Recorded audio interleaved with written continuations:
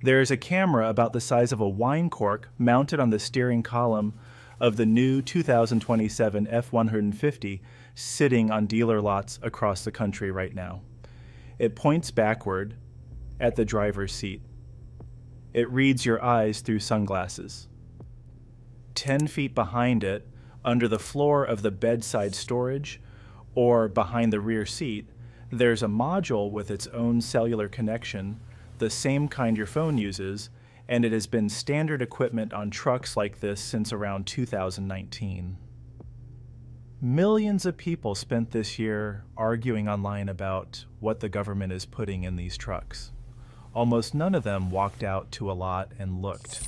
So that's what we're doing today, because what's actually bolted into these trucks and what that hardware is currently doing are two different stories. And the second one is the story nobody arguing on the internet has bothered to check.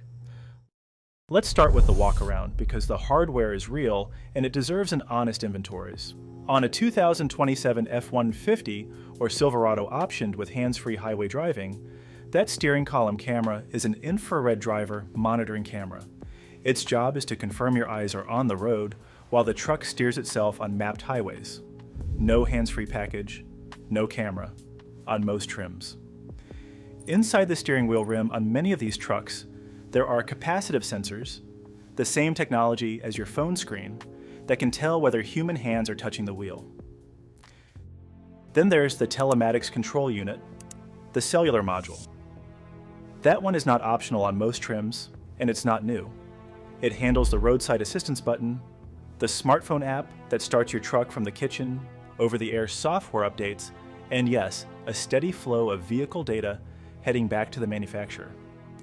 Every piece of that hardware existed on 2024 models.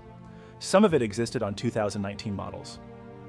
Now here's what almost nobody explaining this story to you has bothered to check, and it changes everything about how worried you should be.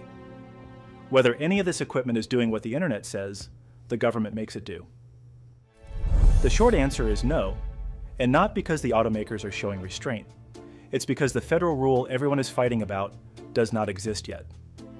The law that started all this is real.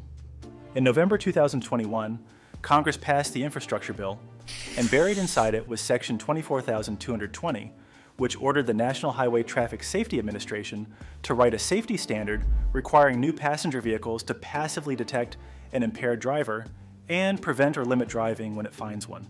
Ordered them to write it.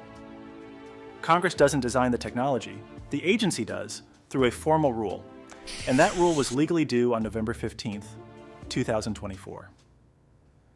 That deadline came and went.